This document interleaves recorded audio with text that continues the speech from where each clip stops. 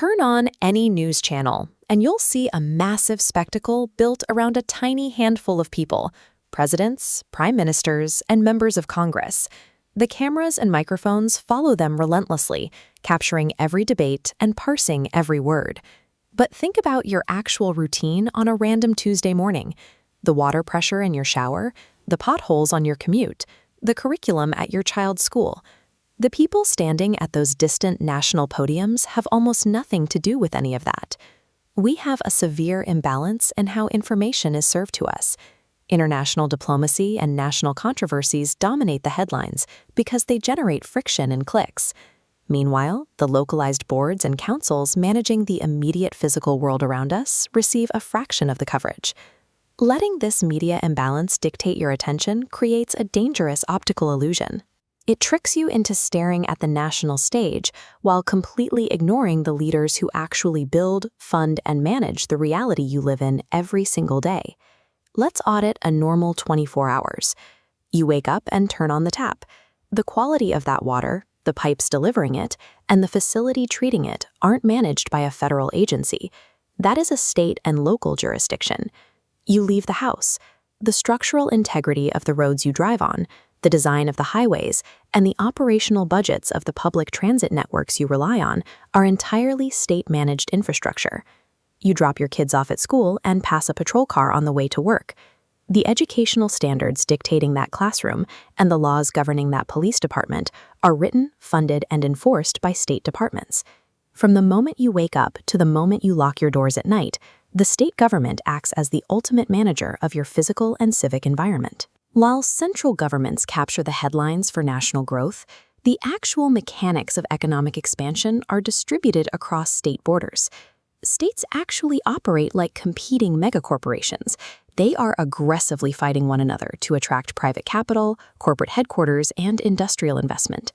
To win this capital, they deploy specific tools. They adjust their local labor regulations, offer targeted tax incentives, and expedite industrial zoning approvals to make it mathematically favorable for a business to set up shop inside their borders. The outcome of this state-level competition dictates where factories are built, where tech hubs emerge, and where wages rise. Your immediate career opportunities and income trajectory are directly tied to how well your state plays this game. These local governments also serve another crucial function. They operate as the research and development wing of a country, acting as laboratories of policy. Designing a new digital governance system or overhauling healthcare is inherently risky.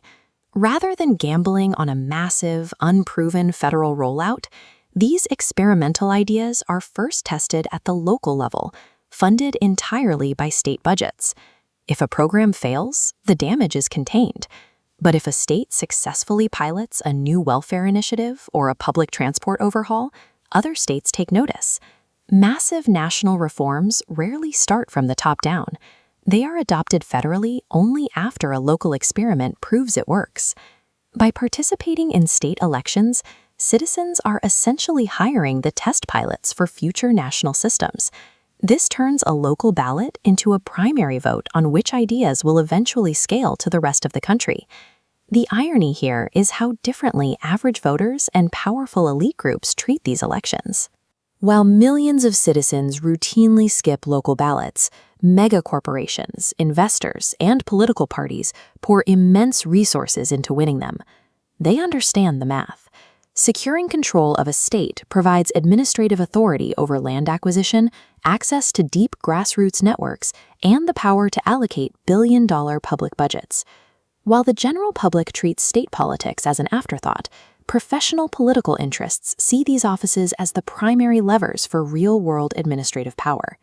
When you ignore state elections, you voluntarily surrender your voice on the exact decisions that dictate the quality of your schools, the safety of your streets, and your local economic growth. A robust, functioning nation doesn't materialize from a federal mandate. It is assembled piece by piece, district by district, and state by state. The quality of local governance ultimately determines the strength of the whole structure. It's time to stop staring exclusively at the top of the political pyramid. The next time an election rolls around, look at the foundational leaders. They are the ones actually writing the rules of your everyday reality.